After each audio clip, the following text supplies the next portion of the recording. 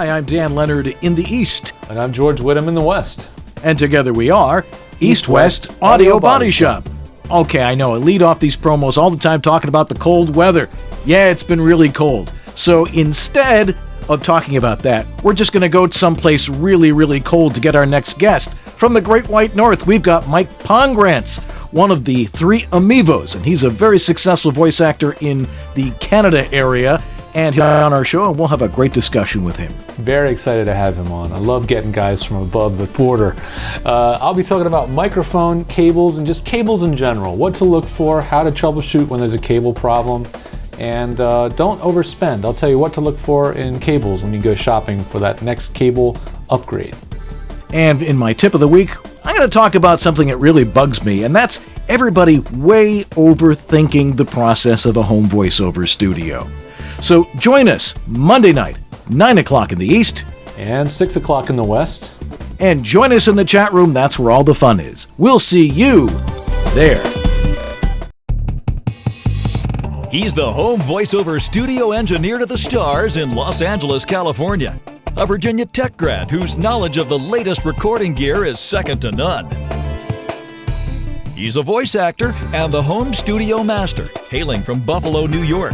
His home studio skills and knowledge of voiceover recording is unmatched. When Dan and George talk shop, people listen, and the talk continues tonight. Welcome to East-West Audio Body Shop. And now, live from his high-tech facility in Santa Monica and his penthouse studio in Buffalo, here are George Whittam and Dan Leonard.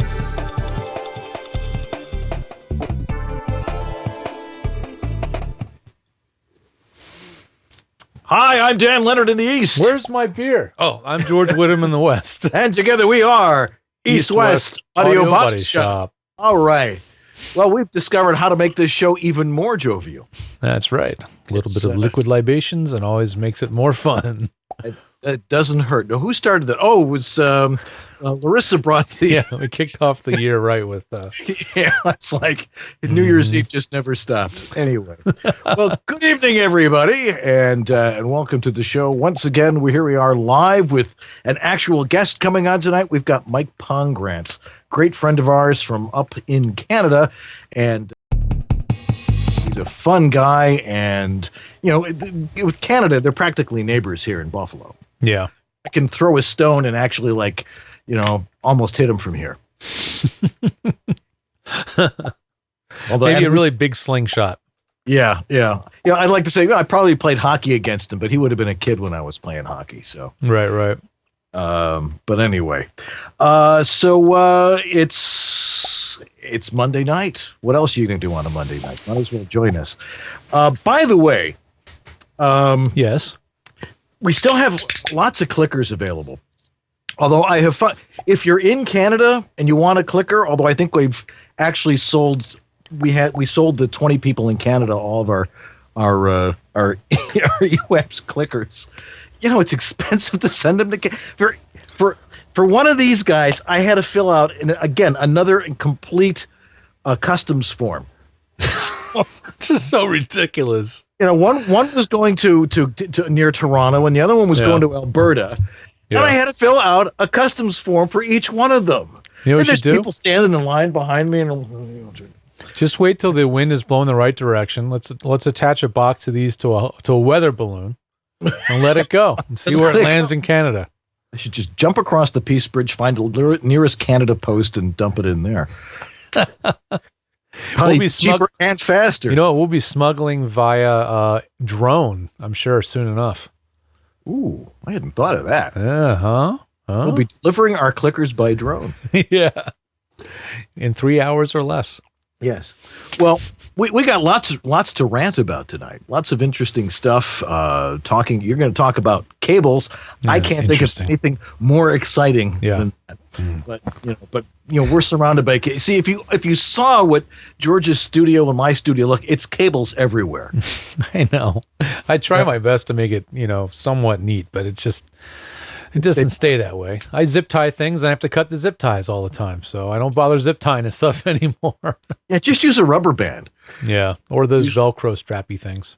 Yeah, I got a bunch of those. Those usually help. Yeah. But you're going to talk about that. I've got something about keeping things simple, and then we've got Mike Pongracz. And, of course, if you have a question, ask us in the chat room, and we'll be happy to answer them. Did we get any questions on our website at all this week? Or we definitely got some in the inbox this week. I mean, I'm seeing emails that have a little red label that say question.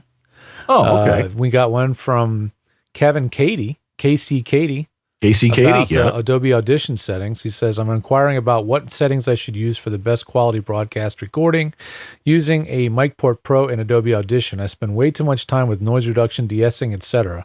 And how do I save those settings in Audition for future recordings? I don't know. Is that one of those overthinking it questions? That was actually one of the questions that led me to make my tip of the week this week. I think so, yeah. It was a way overthinking question because it brought up the idea about broadcast quality. And the thing is with Adobe Audition, it's like you click the little file box that's right next to the setting and you save it as a custom setting, and there it is. Yeah. You just call it up and call, crappy settings, good settings, settings on a humid day, settings on a hot, that sort of thing. Right. And that's how you would do that sort of thing. Well, there you go. Well, that was the question. So good. We're going to address that question via a tip of the week. Yes. So very good. So what's up with cables? Man, it just seems like it's one of those things that's creeping up and causing problems in multiple client studios lately. So I figured, why not talk about a little bit? We've done 100. This is this officially? This is the unofficial episode 130. Officially, maybe 129. There was one in there. I know I sort of skipped one. Yeah, but whatever. We'll go with 130. We'll make it up somewhere. Yeah. Okay. So this is episode 130. We've talked about cables. We've talked about these things, but it never hurts to remind everybody, what to look out for when they're buying cables. So if you're keeping it simple, like Dan and I always say you should, then you probably have very few cables in your studio. You've probably got a microphone cable, and then maybe you've got a USB cable going from from the USB interface to the computer. And then maybe you've got a headphone extension cable going from the computer to your headphones if your setup is far away from the computer. And that's probably what most of you have. But you'd be blown away how many times just those two cables or those three cables can be cause for problems. So let me start off with the microphone cable, because that's something that almost everybody's going to have unless you're using a USB mic.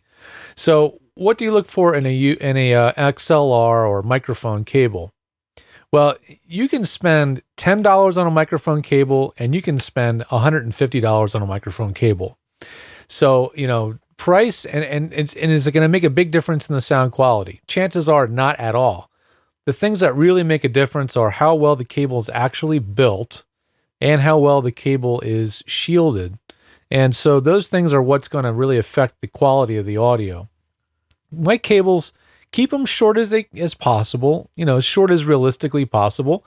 If your interface and microphone are within a few feet of each other, don't use a 25-foot long cable, because the longer the cable is, the more it acts like a giant antenna picking up the radio station or the CB radio or the police transmitter on the local precincts building nearby.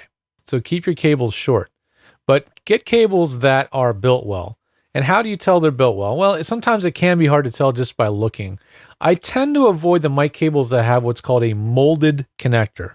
And I should have some visual aid here for you, but I don't. But if you see a microphone cable that looks like it would be impossible to disassemble, those are what we call a molded connector. And they have the shield or the plastic sleeve that goes from the cable to the connector, but there's no screws and there's no way to disassemble them. Okay, those are molded connectors. Those are usually made in very, very large quantities, mass produced, usually very cheaply. And if they have any technical issues inside them, they usually go bad right at that molded connector joint. So they're generally good cables to avoid. Other cables that I would avoid are cables that come free with some equipment. Not all. Some of the mic cables that come with equipment are getting better. For example, if you do get a Harlan Hogan VO1A, little plug there for the microphone that Harlan put together, that mic is being made by MXL, and they're the parent company of Mogami. And Mogami happens to make fantastic microphone cables. So when you do buy a VO1A, you are getting a Mogami cable with the mic. So that is one of the very few exceptions to the rule. But in many cases, if the cable's being thrown in when you buy a mic or a mic stand, generally I avoid those cables. They often are not made nearly as well as they should be. There's a few surprise cables out there that are less expensive than the Mogamis of the world. You know, $30 to $40 a mic cable is pretty average if you go Mogami Silver or Mogami Gold for $50 plus. You know, you don't have to go to the Mogami Gold. Stick with Mogami Silver. It's fine.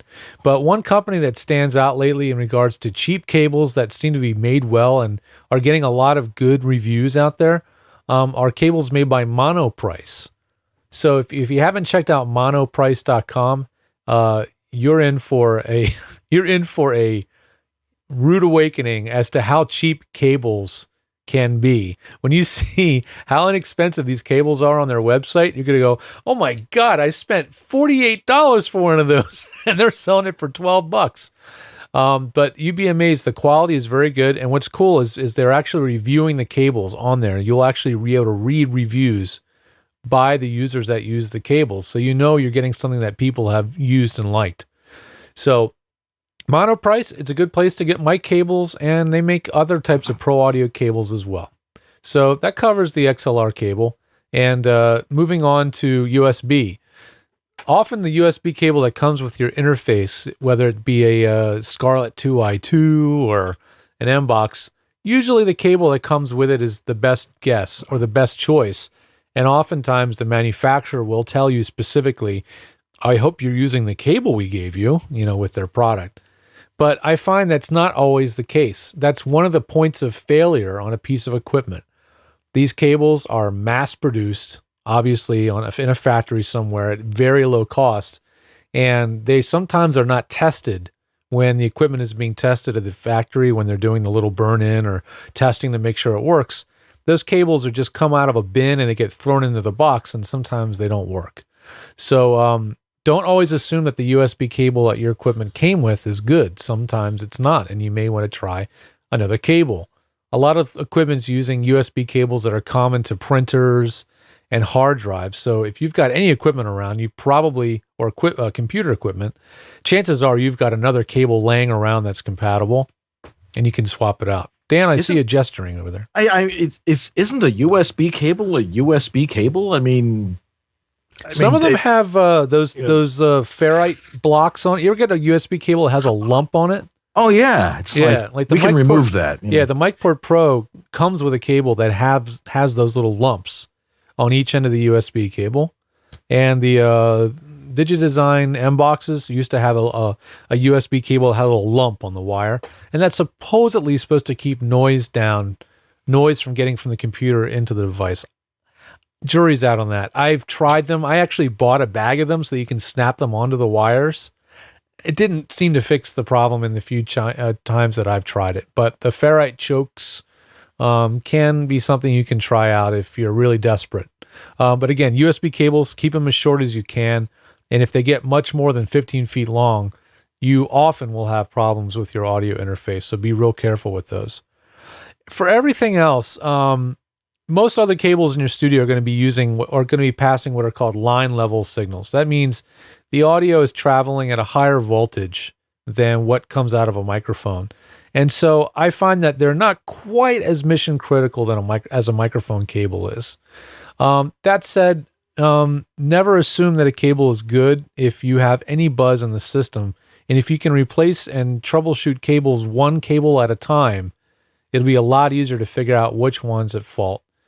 Just recently I was in New York and a client had a headphone extension and it was plugged into another headphone extension which went into a splitter. And we just switched out devices until we figured out that one extension was causing one ear in his headphones to play half as loud as the other. So process of elimination really helps when you're troubleshooting these things. But use as few cables as possible, use as few adapters as possible. If you can make the connection with the right cable rather than using adapters, that often solves a lot of problems. So I will put in one anti-plug. What's the opposite of a plug? Anti-plug? A dig. A dig. Monster Cable, they have the most remarkable marketing in the planet when it comes to selling audio cables, but I find their stuff to be grossly overpriced, just ridiculously overpriced. And are the cables good? They're fine. Are they much better than somebody else's cables for the same price? Not a chance. So I don't necessarily automatically say buy Monster Cable. That's just fantastic marketing. So bravo Monster Cable, but they're just kind of ridiculously overpriced. End rant. All right. Yeah, just to prove that I wasn't joshing you about the customs things, I actually have them in my hand here. I had to fill out 2 of them to send these guys to Canada. Anyway. Yes. Well, actually, I'll tag one on because Jay Sawyer asked about balanced versus unbalanced. Okay. I mean, that's if your equipment is balanced audio compatible, like if the plug that you're plugging into says BAL, B-A-L, use a balanced cable. The one Dan was just showing you was an unbalanced cable because it only has a tip and a sleeve. A balanced cable will have 3 conductors. So that might be an XLR with 3 pins or a 1/4-inch connector. Yeah, that would be a balanced connector. Or a 1/4-inch cable that has 3 ring, or has there you go. That would be a balanced connector. I'm reading your mind, my friend. Dude, I'm glad you've got all the bits in front of you. That's a balanced cable. So if you can use balanced cable, if your equipment's compatible with it, definitely use it. You'll almost always have lower noise when you use balanced cables. Yeah. Okay. Great. See, I've got this magic drawer here. Yeah. Everything you could possibly need for voiceover is in there. That's the back of my car times 8. Yes, exactly. Yeah. I got crap loads and bins and stuff in there. Yeah. Yes, sir. But do you have one of these? Do you have where you've got every single connector ever desired? Every adapter, yeah. I got one like that, and then I have a Ziploc bag with nothing but XLR to fill in the blank adapters. Every version of XLR to something you can think of, I have a Ziploc bag full of those. Yes. I mean, and I've got them floating around here too. There's 1/4-inch to RCA plug. Yeah. Those are very common. So, all right. Well, that was pretty thorough. I don't think we could have covered, it's like NPR. Where else are you going to hear stuff like cables? I could do an hour-long show on cables, but you'd all fall asleep. So I'm not, that's why we try to plow through it and keep moving. Absolutely. Okay, well, we'll move on here then. Yeah. We've got lots more coming up. Mike Pongracz will be joining us from Canada, the entire country of Canada he's in. And we've got my tip of the week coming up. So don't go anywhere. We'll be right back.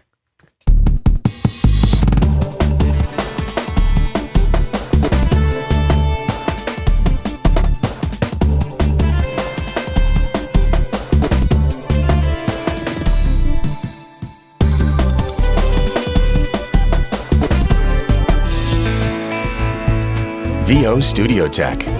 Recording made simple.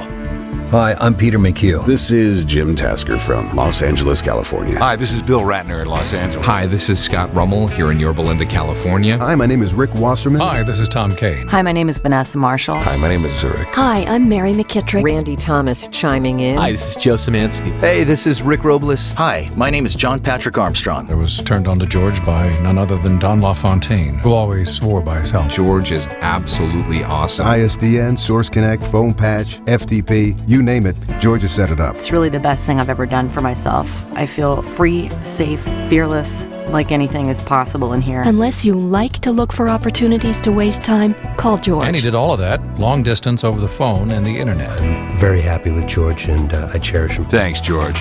You make it easy.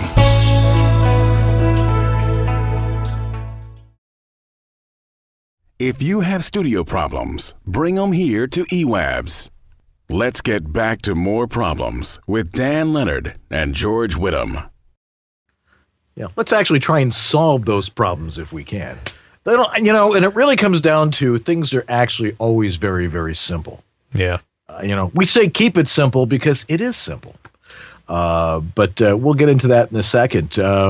But it's great conversation about cables. They're the conduit between our vocal cords and everything else, at least the analog connection.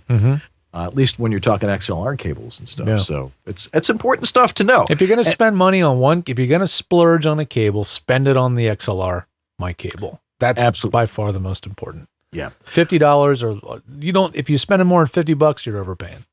I find spending $50 for an HDMI cable to be excessive. Yeah. Oh God. Yeah. Yeah, I won't even get on the rant about digital audio cables. Yeah. Whatever. That's for another show. Yeah, really. Okay, well, let's get on to another topic. Yeah. Then. This is a bit of a rant. If I think both of it, you and I are both having kind of rough weeks this week. I'm not sure why that is. Maybe it's just the way the moon is aligned or something. Yeah. Things were just annoying me, and then I was reading a few forums and getting a few emails from people, and I'm like, I got to stop this. And we came up with this tip of the week. Right, here we go.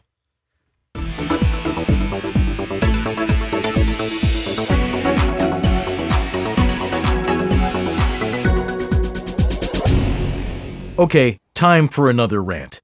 I'm finding that too many of you are overthinking the process of a home voiceover studio. All right, let me restate a few home studio masterisms. 1.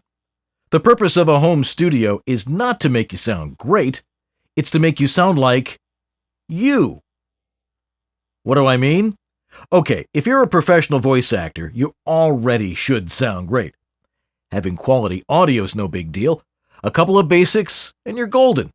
I think what many of you are doing is trying to enhance your sound. If you don't know how, it doesn't make you sound great, but probably will do the opposite. But the fact is, any filters you might apply have to be minimal. They're all minor adjustments. Let me state another home studio masterism. 90 to 95% of the quality of your audio is dependent on your recording space's acoustics. Get your room acoustics right, and the rest becomes easy. That's why I harp on room acoustics more than anything else. A good condenser mic is a good condenser mic. If you use it right, you'll sound like you. No mic, no matter what the price, will help you interpret copy any better. Here's another. It's always best to physically eliminate or attenuate the cause of noise, instead of electronically filtering it out. Those noise filters you guys keep trying to engage in Audacity and Audition and a few other programs are your enemy, not your friend. They really weren't designed for filtering out minor or even major background noise on a dry voice track. They're really for cleaning up interview audio that was recorded in less than ideal locations. It can rescue one of those, but it will destroy your sound. Let me demonstrate. Okay, let me record with a lot of background noise and watch what happens when we try to get rid of the background noise using a noise filter.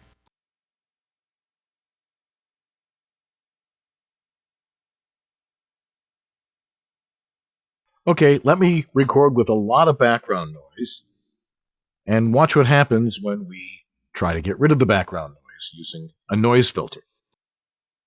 We've talked about this before. There is no such thing as broadcast quality. Broadcast quality refers to the old analog standards, good enough to be on the old Huntley-Brinkley report. The major contenders for the Democratic nomination are all here. Kennedy, Symington, Stevenson, Johnson, so are the dark horses, but there's little talk of dark horses here tonight. Rather, the speculation centers on what ballot Kennedy is going to walk off with the prize. Digital recording is a whole nother ball of wax. Getting a good quality recording is now a snap. Good acoustics, proper input levels, proper mic technique. Don't let the rest of this geeky stuff intimidate you. Keep it simple. And that's my tip, or tips of the week.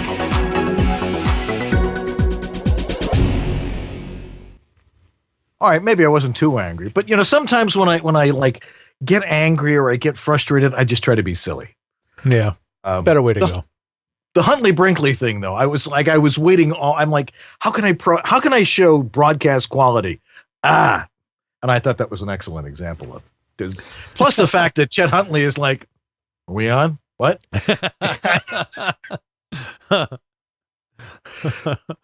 But, you got to keep it simple. I mean, there's no question about it. And people, you just are so overthinking these things that, they get geeky about it, and it's not that hard, I find you've got the thing where you're always setting stacks for people and stuff. And yeah, I don't understand any of that. I mean, I understand it. I know exactly what it is you're doing. Mm-hmm. I just find that, trying to get the best sound you can physically initially, the less you have to do. See, for me, my situation, I'm trying to help as many people as humanly possible in a given amount of time, right? Right. So it's like, it would be nice to make everybody have the same baseline quality based on noise floor and all that stuff. But for me, it's like, I get so much time with these folks, and I have to give the most possible amount of value and impact, that I can. And that's where those stacks really seem to have come into play for me, because I can say, well, this is what we're dealing with. It could be better, but with a little bit of polish in here and there, a little spit shine, I can fix some of these problems right out of the gate. And at least they're getting that value. Right. Is there more to do? Almost always there's more that we could be doing from the front end, from the room forward. But, I find that so many people find it very helpful to get that kind of a little spit shine, on the voiceover track. I mean, I've been likening it to, sending out headshots, and it's like, you wouldn't use a headshot that was shot with an iPhone. Just, it's me, it's what I look like, and I kind of look at it, I kind of liken it to that.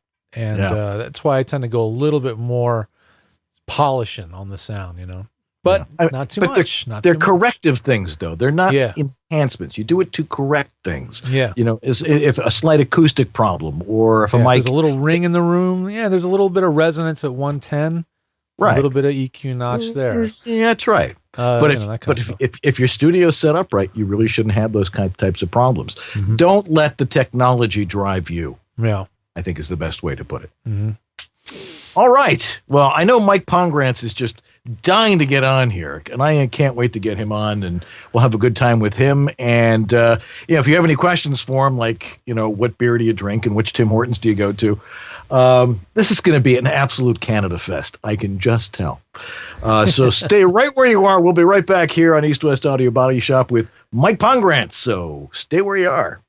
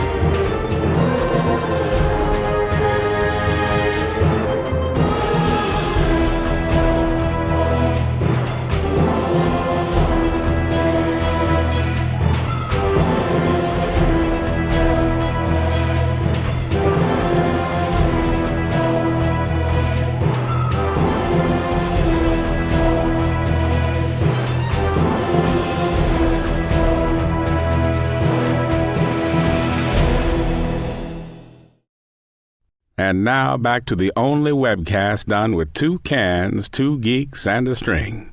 East West Audio Body Shop with George Whittam on his end in the West and Dan Leonard in the East. We're back here in East West Audio Body Shop. Our guest tonight, Mike Pongratz, joining us from Brantford, Ontario. Hang on, sorry. I got to get my theme music here. If you're from the northern areas, you know this is the theme to Hockey Night in Canada. Take off, eh? This is That's a stereotype, George. And this show is going to be entire stereotypes. I'm going to blast every stereotype known to the voiceover world about Canada in this interview. This is Foster Hewitt at Maple Leaf Gardens, and we've got... See, I actually remember Foster Hewitt. So... Wow. See, my earliest memories are, Henderson scores! Henderson! And, I wasn't even born then, so... but I know. Still. Yeah, no. I used to watch Hockey Night in Canada in black and white. We'd have to turn the antenna towards Toronto. Oh, my God. We'd have to watch in my parents' room because that TV could get it because the color TV couldn't get it at all. But it was amazing to actually watch Maple Leaf Gardens in color. I'm surprised you didn't have a Toronto an antenna just for Toronto. You could flick a switch on the switch box. Did you have one of those rotary dials? Yeah. Yeah, the rotary. Yeah. Right. And of course, people in Canada were all watching Buffalo TV. They were all watching Irv Weinstein and saying that Buffalo was burning down. Dan, I'm telling you, I grew up on Buffalo TV. I mean, everything that was good about being a kid came from Buffalo. Commander Tom. WUTV, Channel 29. That was where, shows like The Great Space Coaster. That was good stuff. That's why I think I'm more Buffalo than I am Toronto. Just because I grew up so much. Irv Weinstein, Ed Kilgore. Wow. Yeah, Ed Kilgore and his amazing toupee. Oh, and I've completely dated myself now too, so it's. No, you actually haven't, but and of course you watch Channel 17. Yes. Did you have to watch Sesame Street? Well, I watched Channel 17 for Goldie. Oh yes, I was there when Goldie was there. I was the board announcer at Channel 17. No. Coming up next on Channel 17. Another fundraiser, and it was all Canadians donating to Channel 17 because we wanted to see Harry Chapin live in concert from Hamilton Place because that was the only place you could see it. Yeah, and you'd have Goldie that would be like, "Oh, please, just for another $1.99, you can get this lovely tote bag." Yes, and she's a lovely woman. Mike Collins, he was not the J. Michael Collins that we know from Toronto. This is another J. Michael Collins who was a totally different kind of guy. Well, hello, thank you guys. I hijacked it right off the bat. Thank you for having me. No. We have a tremendous amount in common here. We grew up in the same backyard. It's practically. And George is sitting there all quiet, like, Yeah, he'll just be the engineer tonight. I'm just quietly laughing to myself. I don't want to distract from the show. I'm just sitting here giggling. Anyway, but you're a kid and you've already had a great career. It's now, according to your website, you're a natural entertainer, which of course I can tell, with a great sense of comedic timing. And of course, what is the key to comedy? It's timing. I thought you were going to jump the joke. I thought you were going to jump the joke. My son actually learned that joke. I wanted to teach him that because he's not actually that funny. Well, he is funny, but I thought that would work for me. He didn't get the joke either, but. All right. So I said yeah, no. So if you're in the chat room, part of tonight's interview involves the drinking game. Every time I say yeah, no, which seems to be a Canadianism. Or certain states in the Midwest say yeah, no. You have to take a drink. So probably in the Dakotas or something. I apologize. Yeah, it's I've had a great run so far. I am still a bit of a pup, and being up in Canada is unique because we do have this inferiority complex. It seems where you're not big until you make it south of the border, like Nickelback. See, crickets. That's perfect. That's exactly crickets. Exactly. But I've heard of them, but see, George is chuckling because he gets it. He gets the joke. No, it's wonderful. But being from Canada, you talked about the stereotypes. Most of it's unfounded. Although there are some people on the chat room tonight who have lived in Canada and seem to think some of them are true. But I wanted to sort of let you guys and let the people watching sort of get a feel for where I am up here in Brantford, which is just outside of Toronto a little bit. I wanted to show you my house. This is my house here. Just wanted to. Oh, very nice. Look at that. It's a lot bigger inside. It's more like a bungalow, really. It's like a split level. Is it a TARDIS? style igloo. Yeah, it's very nice. This winter it's been much easier to keep cool. Natural air conditioning that way. Yeah, absolutely. My car. See, this is the other misconception that people have about Canadians. They think that we drive these weird cars up here. This is my car. Oh. It's eight dog power. Very good. Yeah, it's I know that, in the U.S. you like your horsepower. We go a little smaller. Husky power. That's actually my neighbor. His car ran away chasing a meat truck, so he had to take his kid to school. So that's it's great on gas from both ends. Both ends. Yep. Now, that's my one neighbor. The neighbor to the left of me, lovely fellow. He's in the middle. That's Jean-Guy and his two children on the outside, Sydney and Wayne. big hockey players. Big hockey players. Big hockey players. And of course, I wouldn't be where I am today without my father. He's been an inspiration, and this is my dad. Yeah. Sure. And good old number 99. I actually put him in his King's uniform for George's sake, because. Oh, thank you. That was very kind. So I wanted to blast some of the stereotypes that a lot of people have about Canadians and that we live. I live in Toronto, Ontario, Canada, but most times it's just Toronto, Canada. So right. Which is this is Canada. I am all of Canada right now. And I just heard you say Toronto. I thought it was Toronto. Yes, well, I'm trying to mask my Canadian. It's Toronto, spelled Trawnna. Toronto. Yeah, and it's Montreal, not Montreal. Right. Montreal. And this whole, let's get this out of the way right now. This whole about thing that Canadians say about. I want to be the first to say you're saying it wrong. Of course I am. It wouldn't be funny otherwise. It's not a boot. If you want to say about the proper Canadian way, think Forrest Gump. Okay. And think that you're seeing a boat. Lieutenant Dan, there's a boat. A boat. That is the Canadian way. That's the proper pronunciation of about. Right. Okay. But I do catch myself saying about and house a lot more. And I think I have a lot of clients sort of in the southern states. Like I do a lot of work with the Richards group out of Dallas. And whenever we do work, I get the director. He's a wonderful guy by the name of Lennon Courtney, he's like, Mike, you're sounding a little Canadian on those outs. So it's a lot of about and how and out. Right. Don't you have a copy of Pat Sweeney's official, a Canadian to American dialect guide? Pat Sweeney. Sorry, I don't want to hijack it even further. Pat Sweeney. No, you're the guest. It's all you. Go for it. I love Pat Sweeney. Now, this is how Canadian we are.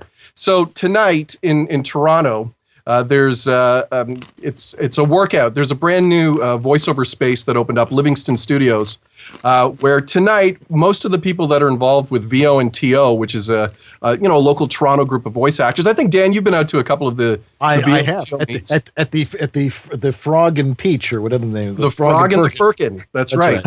And but tonight there's a workout where most of those people are actually at the studio working on scripts and having. Thank God, missing this. So there are no Canadians. Well, with the exception, I think Glad is on there, and I'm very glad that Glad is representing Canada. But Pat Sweeney, Pat Sweeney's a wonderful guy. Pat Sweeney has a move that I don't know if you're aware of. It's called the Sweeney. At least this is what we discovered when we were in San Antonio at FAFCon. Pat is the ultimate meet and greeter. He's a conduit between strangers.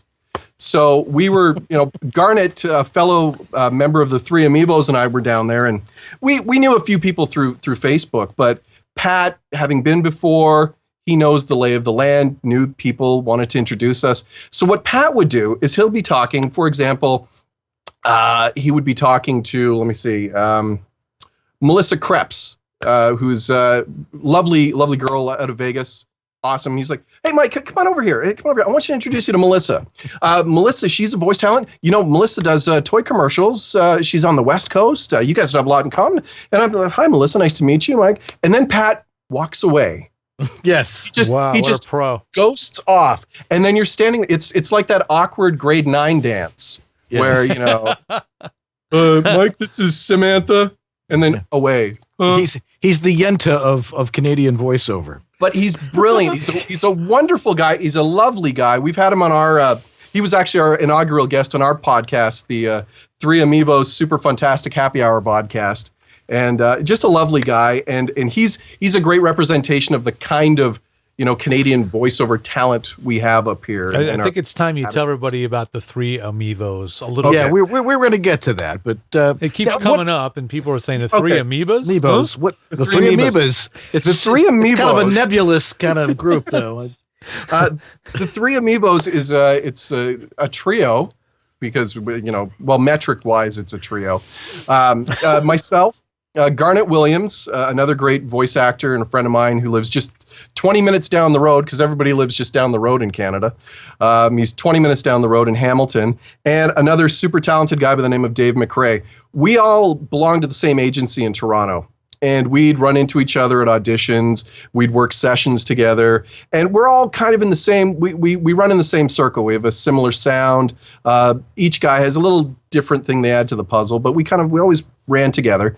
And we would talk. And it became kind of our sort of little ranting circle. So, Facebook, hey, saw you there. How'd your audition go? Did you get this from our agent? Blah, blah, blah. And we just started to have this nice little chemistry. And I've known Garnet for years and Dave just sort of through work. So we started thinking, well, we should really maybe combine our efforts under a brand and we could do a podcast. Oh, yeah, So we decided to pool our efforts and do this global brand, but keep it Canadian, because we wanted to sort of showcase and focus on some Canadian talent that sometimes don't necessarily get heard outside of Canada. So we did. We got together, we got toques made up, and came up with the name The Three Amivos, which harkens back to the Three Amigos, and Marty Short, who was one of them. So that was kind of the inspiration. Yeah, and Amivos, VOs. There you go. So winks and nods, a good point back. How is it working out for you? I mean, has it been worth you're establishing a new brand, so that means you have to have new marketing. Yeah. You got to do has it been worth it? Do you encourage other people to kind of gather together and create these little, these little alliances? Absolutely. And I mean, the big one that we looked at was the Voxy ladies, and what they've done is just fantastic, not only just for the voiceover community and as a branding for those ladies, but, for what they do outside of voiceover, their community work, their charitable stuff. So, I mean, we looked at that as, wow, that's brilliant. And, there's other groups. There's a group on the West Coast, the Vox Stars. I mean, for us, it worked because it wasn't being done up here, per se. And but we just have a good time getting together. I'm an old radio guy. Garnet's an old radio guy. Dave's father was a legendary broadcaster and journalist up in Ottawa. So there was that kind of background. So when we get into the studio, we work in Garnet's radio studio, which is Amivo headquarters. Huh. And we do the show from there, and it's just a lot of fun. For me, it's nice because since I've gone full-time and gotten out of radio, every once in a while, it's nice to play. It's like other people's kids. They're fun to have, and then give them back at the end of the day. So it's all the fun with half the guilt, kind of. It's no question when you get voiceover people together, you're going to have a good time. We're a naturally creative bunch. And everybody, there's always something funny is going to happen when you get together. And absolutely. Do you guys plan out the shows at all? Do you have a theme that you're going to have, or absolutely not? No, we do. We try to line up guests that are we kind of alternate. We'll go with somebody local, a Canadian talent, and then some friends of ours that we've met that might not necessarily get interviewed or have sort of a presence online or in the greater community, and because some of those people have some fantastic stories that just don't necessarily get out. And I'm a big fan of sort of chatting with somebody and learning something unique. Peter O'Connell, who's a fabulously talented guy, very funny. I had no idea that he lived in Fort Erie for a chunk of time in the summers. So, I'm like, wow. So there's a Canadian connection there. Right. So that's we free form it. There's a little bit of a structure. Garnet is an imaging producer by nature, so he's handled a lot of the flash for the shows. Dave is he's a funny guy, and I'm the maestro. I'm the old talk show, the ex-talk show host who just likes to direct traffic. I direct traffic. That's my thing. But no, it's fun, and I if you're a talent, we like the idea because as again Canadians, it's that inferiority complex. Nobody would really know who a Mike Pongracz or a Garnet Williams or a Dave McRae is out of the chute, unless you're a master social media marketer, or if you've got somebody like Celia Siegel who takes you and develops this great brand for you. So we figured, well, let's throw ourselves under a silly name, get some toques, be as Canadian as stereotypical we can be, and just have a little bit of fun. And I think it's worked on our behalf because I think a few people kind of know who we are or know what we do. It's sticking. Yeah. Well, hopefully, and so it's been fun, and the toques have come in really handy this year. Yeah, it's kind of chilly. Which you call? Americans have dubbed it the polar vortex. We call it just your usual Canadian winter. I was going to say guys call it January. Yeah, it's January. That's exactly what it is. Right. Yeah. Let me ask you this, and not now. How is Canada different? But how is the Canadian voiceover community different, say, from the American voiceover community? Is there a cultural thing there that's a little bit different? I hear reports from Toronto that the people there they haven't quite caught on to the home studio thing yet. Yeah, it's funny. I think Canada is very. You've got your pockets. If you go to the West Coast, it's a different style of talent. It's very laid back and not as rush. They seem a little calmer. You go to the far East Coast, and they're just lovely folks. Some of my favorite clients are there's an agency out in the East Coast in Newfoundland, and I love doing sessions with them. If anything, just to hear them talk. Because it's very much down there by the goose there got to get you on the spot there, and so it's wonderful. And then you have Toronto, which is it's very much a metropolitan. It's a big city. I think what a lot of people outside of Toronto don't realize is that there is a great deal of work in the voiceover community that comes through Toronto, and for me, it's wonderful. I'm about an hour or so outside of the city, so I get the easy access to the city if I need to be downtown, which is maybe 2-3 times a week. But then I can come out to the country. Brantford's not really country; it's kind of country. Yeah, and on the way here, it certainly is. Yeah, and it's nice to have that sort of space. But there's a lot of stuff going on in Toronto, and I think sometimes it gets lost that it is a fairly major city when it comes to voiceover. It's maybe not New York, it's not LA, it's Chicago. I think we'd be on par with Chicago, maybe a little bit more. There seems to be a better, I want to say a broader mix between union and non-union work in Toronto. Yeah. So, but there's some wonderful clients. Wonderful agencies, wonderful ad execs. They're very polite up here. They'll ask you before they use their BlackBerries in a session. Oh, excuse me. Do you mind if no? You still have a room. This is still the typical. It's universal. That was a great take. Fantastic. Yeah. Okay. Good. Yeah. You want to play back? I'm joking. They're lovely people, but no, I really it's a great place. I've been doing full-time VO away from my last job for almost 3 years now, and a lot of my friends are ex-broadcasters, or some that are still in broadcasting who look at me and go, "Really, you can make a living doing that? You're okay? You don't have to go back." Yeah, they're mostly Shakespearean actors, and Yeah, well, and it's and I say, I came from radio where the salary, if anybody's ever worked in radio outside of a morning show in a major market, that the bar of cost of living and what you need to live is really low. It's really low. So anything in voiceover above that was gravy. And it took me about 8 years to transition from doing both gigs to finally my wife saying, okay, pick one. And may I suggest that you go into your boss's office and take a dump on his desk? So that was, I'm not kidding. So that was sort of the last push for me to sort of say, okay, the scales have tipped in the favor of the voiceover, and there's a much better career and a better sort of promising future in that than in radio, where everything has kind of funneled into this consolidation, and the word synergy has become, the big buzzword. Yeah. Which for me, it's sad because a lot of my buddies that are still in radio, it's tough, and they look at voiceover as an option, as an out, without really thinking it through. You gotta consult the Pat Sweeney. There you go.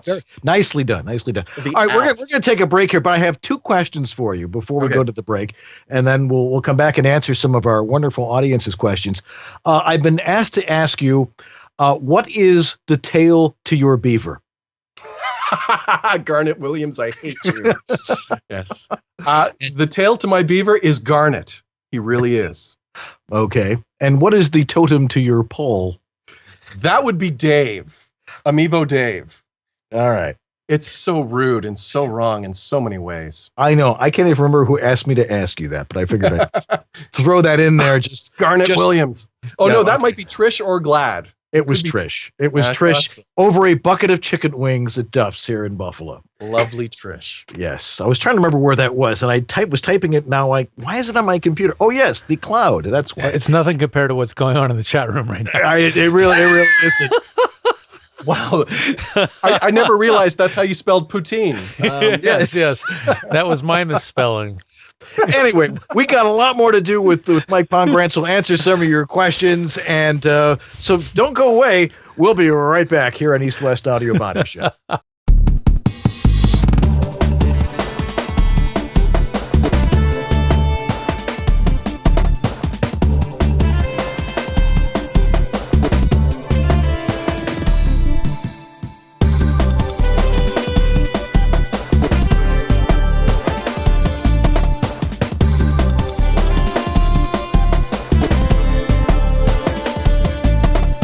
VoiceOver Extra, the voiceover industry's online news, education, and resource center 24/7. Hundreds, probably thousands of free how-to articles for voiceover success, ranging from home studio to voice acting to business. A free voiceover industry directory, calendar of industry events, resource links, a store, and much more. Bi-monthly webinars on all topics of voiceover, free subscriptions to newsletters, reports, announcements, daily news, and features at voiceoverextra.com. Et voilà, this is East West Audio Body Shop with Dan Leonard in the East and George Whittam in the West. Merci. Et maintenant, back to the show. Wow. That doesn't sound anything like French Canadian, though. You know, that I wouldn't be able to tell. I don't know if Eric Mignot is in the chat room tonight. He's MIGNO. Oh, is that Mignot? Okay. I'm assuming. Okay, well, Eric and I, we have a bit of a connection. There's a restaurant chain up in Canada called Eastside Mario's, which is kind of the Olive Garden sort of flavor. Of Canada? Yeah. Famous in the 80s and 90s, well, I think more the 90s, for their jingle, which was Eastside Mario's, hey, bada boom, bada bing. So clever. It's very clever. You'd be surprised how many people still remember that.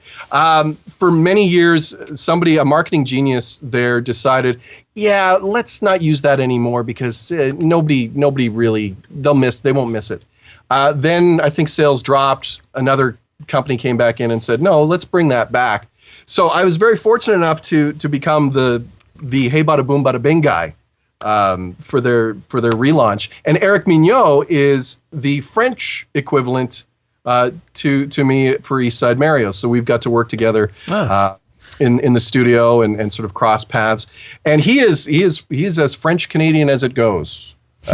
especially when you chat with them in English. Lovely, lovely gentleman. I hope that's him there. Otherwise, we're talking nice about a guy who's not here. Yeah, he said yes. Yeah. Hey, Mike. Excellent. Yes, and I got my $3. Thank you. Quick story. Did he send you $3 on PayPal to mention his name? No. This is we were at a session. Now Eric, he works in Ottawa, so that's about a 4-hour commute to Toronto. He came into Toronto to do a session, and he took the transit to the studio. Well, wouldn't you know it, he didn't have any money to get back. He didn't have any change to get back to the train station. So I had to give him $3 so he could get home. So that was the $3 that he always felt like he had to give back to me, and he paid it back. He's a good, honest French-Canadian voice talent. So, all right. Well, we've got a couple of questions from our audience, and if anybody has any more, please throw them in the chat room, and our fine monitor, Anthony, will throw them into our document here. Devox, who always has a fabulous question, says, in Canada, yes, do you do a bilingual demo? Bilingual as in French English or Canadian English, American English? I do not speak bilingual. I know I took French up till senior year. So can't remember a bit of it, can you? I know enough to get by. I can fake it. I have the ability to mimic. And Garnet had a client once, Amivo Garnet, where they needed an on-hold message, but they needed a French one. So he's like, Mike, can you do French? And I'm like, well, I can read enough. I can fake it. They bought it. So as far as French goes, I don't do French. It is a bonus to have that up here. There's a huge market. There's a few agencies in Toronto that specialize in French voiceover, and the talent that work both sides that can do English and French. They do very well. So if you can speak French, if you can speak it well, if you can read it well, absolutely. I mean, that's definitely a niche that may be underserved, especially in North America. But the one thing I always feel bad for the French people, the French VO talent that come in to do spots. We'll get the English and the English script. They'll be fighting to get it into 30 seconds. And then the joke is always, ooh, now we've got to do it in French. And the French is usually, an extra 15 to 20 seconds just from the translation. So I don't envy the French voice talent sometimes, because I would think that some agencies, it sounds great in English, it'll work in English. Oh yeah, we have to translate it now. And it becomes, a Dostoevsky novel or something like that. So the French Canadians are just used to listening to things really, really fast. They speak very fast too. It's coming on, Martha. We got to listen to it now. Au bout! Le premier étoile, numéro 10, Guy Lafleur. Yeah. Everything I learned about French, I learned from Hockey Night in Canada and watch Dick the Canadians games. Yes, Dick Irvin and the announcer at the Montreal Forum. At 28 seconds. It was always the French and then the really broken English. That's right. Étoile, au bout, numéro 10, Guy Lafleur. Goal scored by number 10, Guy Lafleur. Yeah, but no one would cheer. Like, he's staying in freaking English now. Exactly.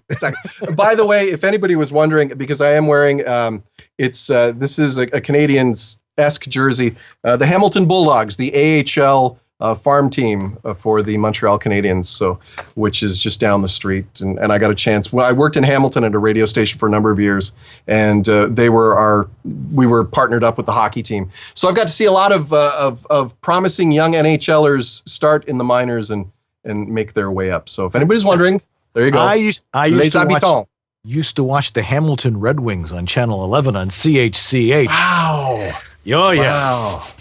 Got to see some great talent that made it big in the NHL, too. So, speaking of seeing cool stuff, Karen O'Brien wants to see your booth. Your booth. See, this will be a little different. I don't know if I can make this happen with that thing. It's right behind me here. Let's see. Okay, let's do one of these. Hopefully, we do not disconnect. It's a tuck shot. Yeah. If you can see anything in there. Yeah. Got my little stand and my wonderful mic, and it was custom built. A friend of mine from college who actually We went to broadcast college together. He was smart and didn't stay in it. A wonderful carpenter and construction guy. So when we moved into this place, one of the first things I wanted to do was I had an open space, blank canvas. I had him come in and build me a custom booth. So it's excellent. My father, who's an upholsterer by trade, we had our sort of late years father and son bonding moment building the panels, which are Owens Corning sheets and the wood frames around. So that was a nice little father and son bonding moment. It's a wonderful space. When my children were very small, when they were having tantrums, put them in there, can't hear a thing. It was awesome. Outstanding. One of the best reasons to have a voice booth that's sound isolating if you have young children. AKA panic room. Panic. It's exactly this. It's where I hide when my wife is yelling my name. And close the door. Sorry, honey, I couldn't hear you. I was in my booth. That's right. But it was important. Sorry, I was just say it was important for me because I do work on a U87, and those things need to have a very nice space in order to work as well as they do. So very nice, quiet space. Yeah. Yes. And I mean, that was, again, I know you talked about, Dan, everybody overthinks the studio, which is absolutely, I 100% agree with you on that. That if you overthink it and just a good, solid space to record. For me, over the years, I was taught early on, when you start making money in the business, invest back into the business. So for me, it was, okay, I wanted to upgrade my microphone, and it got to a point where I'm like, well, I work with a lot of studios in Toronto that work on the U87. If I have to do pickups from home, I'd like to be able to have equipment that, chain-wise matches a little bit better so that the engineers on that end don't have to do a lot of playing around. And I can get away with, doing a patch from home. So what are you running your mic into? I run it into an Avalon M5, which is I love to death. Yeah. I used to work on a Grace M101, which also nice and clean. It was a lovely chain. But then as years went on, Joe Cipriano, I blame him because I saw his get up and I've always been a big fan of Joe's, and I saw his chain. It sounds so good for him. And fortunately, I mean, the 87, it works for my voice. So it wasn't one of those, I bought it and then was like, oh, it sounds like crap. I should have kept the old one. But it goes into that, and then I run a Overkill. I run a Steinberg MR816 CSX Firewire interface, which was on suggestion by my brother-in-law, who's a bit of a music engineer. And he had one. He loved, stay with the Firewire. You love it. It's great. And so I upgraded from the Digio 2. Well, at least I say upgraded from the Digio 2 to that. Yeah, that's not keeping it simple. No, that's not. At this point now, like George said, and I've done my video because a long time ago, I contacted George because, again, my brother-in-law, who I think fosters most of my gas, he was talking about the Gap. What is it? The Gap pre 73, yeah. 73, that's right. Oh. And I was humming and hawing. I thought, so then he actually bought one and let me borrow it, and glad I stuck with a nice clean chain. Yeah. Because a lot of the audio that I ship out really has to be it's got to be clean, and I'm a big fan of sort of mixing in the box. So everything going in, if it's nice and clean, there's less to sort of putz with afterwards. Do you do any process? Dan and I were chatting about this a little bit, during the show. Do you do any processing to the audio? Do you have a magic sauce? Preset, a template, anything that you add on, or do you really go out raw? It depends. I do have some clients. I do a fair bit of TV imaging up here for a couple of the cable channels or specialty networks, and I find that a lot of the guys, there's some great producers on their end, but they're not really audio people, and they don't really have time to sort of sit and find that perfect mix. Like I see Steve Tardio's on here. There's a guy who will take the time to make sure the audio sounds good going in. A lot of these guys, they're very creative, but they've got, a whack of stuff to do, and they just prefer me to ship stuff that I sound the best on. So over the years, I've mixed, I've matched, I've done a little bit of stuff. I've got my effect stack in Twisted Wave for each of the stations to what they like and what sounds good with them, and then I'll use that for them. But for straight e-learning, for any explainer stuff, anything that doesn't need a lot of that heavy sort of compression, I like to keep it clean, because again, if they want to mess with it on their end, there's less for them to have to fuss around with. Yeah. So it's always it's a good rule of thumb. I've never touched audiobooks, so Right. yeah, Good point. J.S. Gilbert, who will be with us next week. He's a funny dude. He's been funny in the chat room tonight. Oh, he's a riot in there. Well, he'll be actually in George's studio next week with us here at East West Audio Body Shops. You don't want to miss that. But he asks, do you play much in the U.S.? Do you have an American agent or read for American clients? I do, actually, which again, I think it's part of there's a bit of the Toronto factor, and also when I started into voiceover, which would be, well, with my agent, would be around 2004. The Canadian dollar was still very, very weak against the American dollar. Canadian dollar. The Canadian, Canadian dollar's weakest. Yeah, it was 60 cents on a dollar at some point there. So there were surprisingly a fair amount of American clients that were looking up here. One of my favorite long-term clients is a cable company out of. They're out of the South, Suddenlink, which is like a Comcast, that type of deal. Amazing group of people to work with, and they were my first big foray into having sort of a long-term U.S. type gig.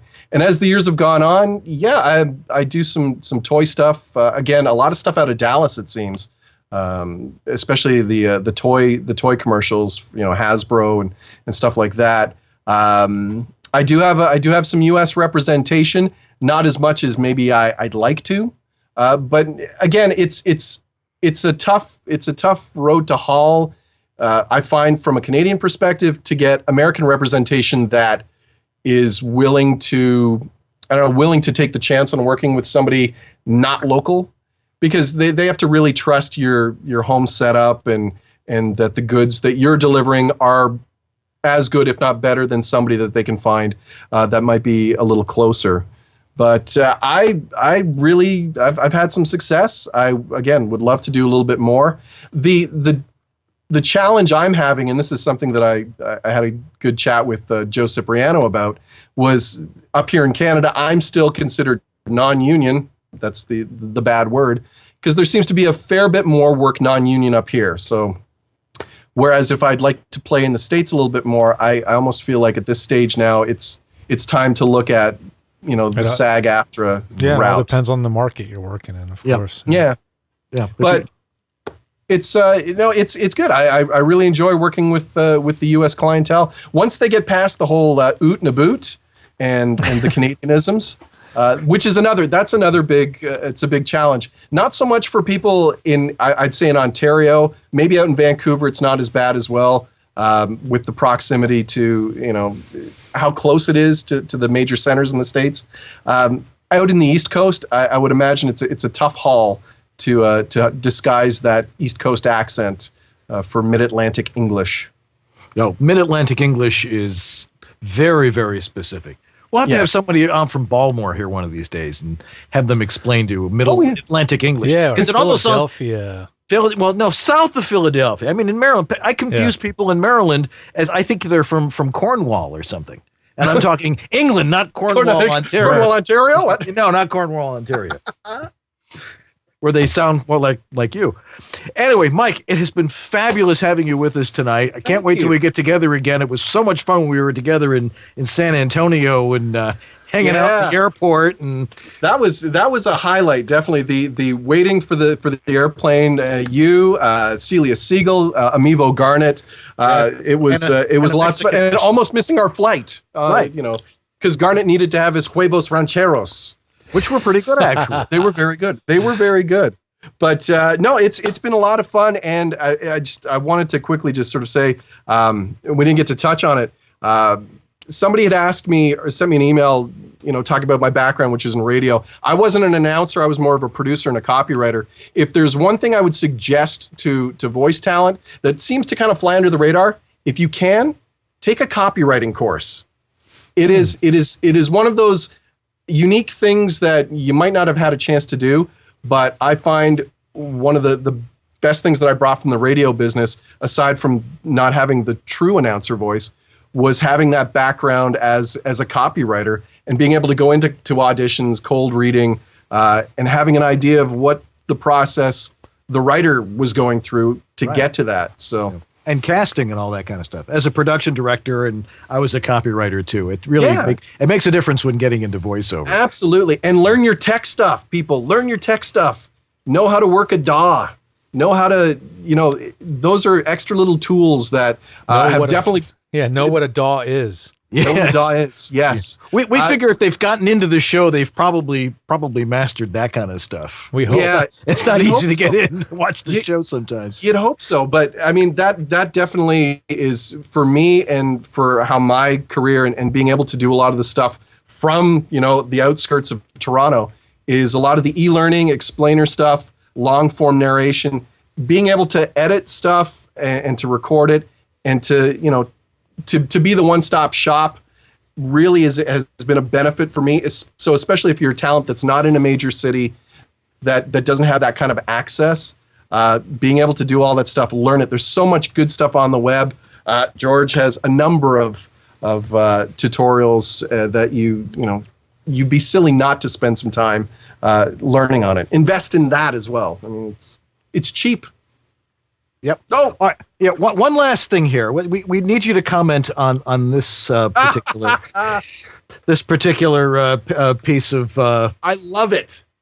I love it. That is the ultimate photo. That is the 1967 Maple Leafs, if I'm not mistaken. Yes. My head is pasted on George Armstrong, who's the captain. Wait, you sort of look like George Armstrong with the short hair there too. I think I don't know. I think you, Dan. I want to say you're Larry Hillman.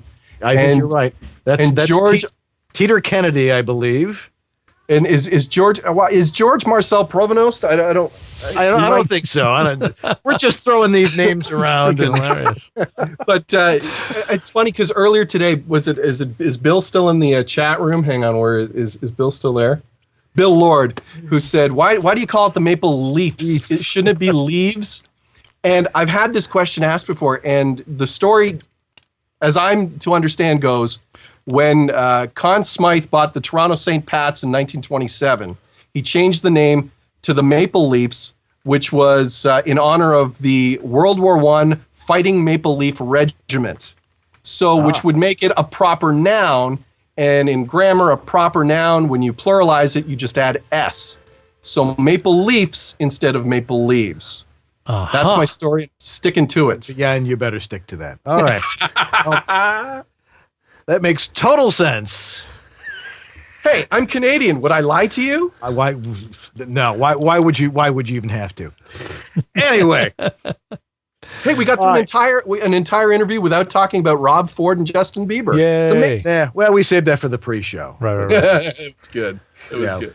I think he's gotten enough airtime in the States the last couple of months anyway. That's for sure. Interesting guy. More than we have. So that's true. Well, Mike, thanks for being with us tonight. Looking forward to being with you again soon, and keep it real up there. Hey, thanks, guys. Appreciate it. And by the way, thanks to Graham Spicer for hooking us all together and putting the bug in your ear. I really appreciate that. So excellent. I'll say cheers to you guys. Cheers. Have some soy sauce there, Dan. Yeah, thank you. Thank you very much. Take off, eh? Yes, literally. Would you take off? Yeah, I'm taking off now, okay? Yeah, go get some donuts and some back bacon. I can use my real voice again, eh? That's good. I'm gonna get some Tim Hortons. All right. You sound a lot more like Gretzky that way, actually. Yeah.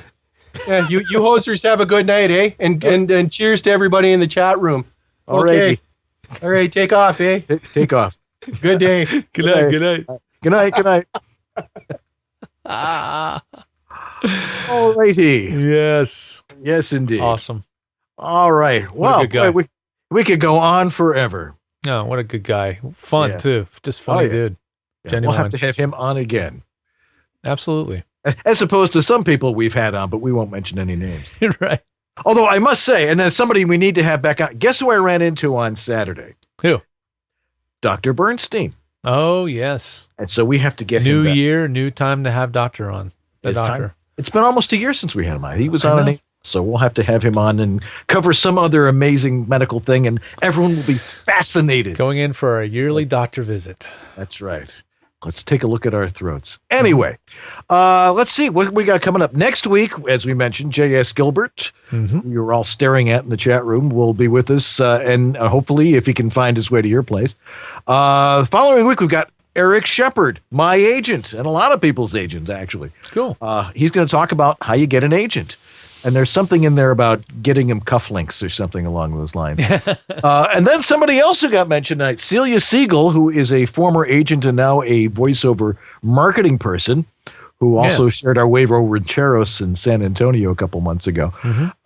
Great gal, and she'll have some great stuff to tell us. And then the first Monday in March, it's like February already. March is coming up. We're going to do our Audio Masters Roundtable with our usual crew with a couple of guests in there. So don't miss that kind of stuff. And remember to buy your clickers, just not in Canada or any other foreign country. No, please. No problem. We'll get them to you. Should we mention Harlan? We got to mention Harlan because we still got everybody's still watching the show. So we got to talk about.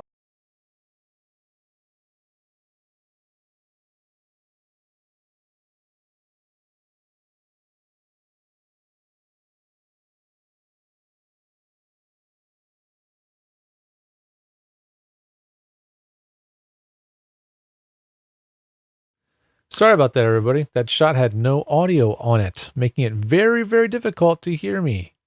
So let's fix that. Coming back to that, and take two. There we go.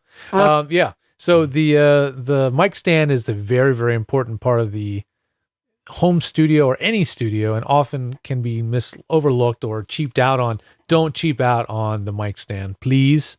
One of the venerable brands is the K&M microphone stand. I believe they're made in Germany. Sometimes they're branded AKG, and they are built to last. They are made out of steel. They are heavy, and they will stay where you put them, and that's really important. So that's the kind of stuff that you're going to find on Harlan's website, VO or voiceoveressentials.com. He's only going to carry products that he has proven or knows to work well for the voiceover user. You're not going to get any junky or low-end equipment. Even if it's something inexpensive that he sells, it's still going to be one of the best products for the job that you can get. So it's a great one-stop shop for a lot of different parts and accessories, and as well as some of his own unique and exclusive products like the Portabooth Pro, the Portabooth Plus. And if you do get stuck with a cheesy mic stand and you don't want to make an upgrade, or you just fallen in love with that stand, I don't know. Maybe that stand just has a little bit of a sagging boom problem, which we all know about. You might want to check out the ABS, the adjustable boom stop, so you can make your own mic stand stop sagging. It attaches to the back of the boom and connects to the leg and holds it up for you. So very unique product, a problem-solving device that Harlan came up with, and it's $19.95 over at voiceoveressentials.com. Can't mess with that kind of price, and great stuff. Yeah. So anyway, I'm so proud of you, George. You don't realize it. You just mastered the live spot. Thank you, man. That's really impressive. 130 episodes, and you've gotten better and better. Thank you, man. That's been a cool side effect of doing this show. I just gotten so much better at just speaking off the cuff and speaking more comfortably, and it's been a lot of fun. It's really it's been education, a lot of fun doing it with you, and it's certainly made it easier for me to just improvise and sound polished. I'm avoiding as many hums, ums, and ahs as I possibly can. What? Oh, okay, yeah. But anyway, thanks, Harlan. Thank you, Harlan. Tell him we sent him. Tell him that we sent you, right? And he'd love to hear from you. And thanks for supporting the show for so many years, going on 3 years this March. Wow. 3 years. Jeez. Man. I can't believe it. We've almost been on for 3 years. I know. Go watch episode number 1 if you can. Yeah. See how far we've come, please. Yeah, we're really. Yes. Well, we're starting to stretch it out again. Yes, we It's are. like- Gosh, it's such a habit of ours. I can't I help it know. to. Last summer we said we're going to keep it to an hour. Well, that Yeah. lasted about 2 weeks. Once we get going, we have so much fun doing this show, and our guests are such a blast. It takes an unbelievable amount of discipline to cut the show off. So we apologize to those, but thanks for hanging around, those that have, and what's left to say? Thanks. Thank you. Thanks, of course, to our donors, Eric Aragoni. Mm-hmm. Thank you, Eric. Who's, believe it or not, he donates every week, and you should too. Wow. You know, what a great deal this is. They're in NPR is in their fundraising this week. So I'm like constantly, you know, well, yeah, we're going to get to that story about the end of the world, but first. Yes, that's right. Buy this tote bag. That's right. You get a T-shirt. You don't get to wear it very long, but, you know, get your Car Talk T-shirt. Yeah. Anyway, but you can donate to the show. It's, you know, it's not, I mean, you get it for free, but we don't produce it for free. We do need a little help. And if you want to donate to the show, there's a donate button on the front page of our website here, and that will help. It's the donate button right above you, actually, on our streaming. It is. It's right below the logo. There you go. So you can, if you want to donate, whatever you feel is appropriate. And of course, buy our clickers, $5 a piece. They're great. We got to come up with some more swag for people to put in their collections. Please like us on Facebook and Please. follow us on Twitter and click like us on YouTube. Yeah, like the videos and you know, just spread the word. If you like what we're doing, tell everybody. We'd love to keep spreading the word about the show and getting a wider audience in here. So we'd love to share our brand of our corner of the VO world with everybody else. So tell your friends. As narrow a corner as it is. That's right. Anyway, and of course, we'd like to thank our wives for putting up with this week after week after week. And I think that's going to do it for this week. Anyway, I'm Dan Leonard in the East. And I'm George Whittam in the West. And together we are East-West Audio Body Shop. Have a great week, everybody. We'll see you next week with J.S. Gilbert. So take care. Stay warm. Okay.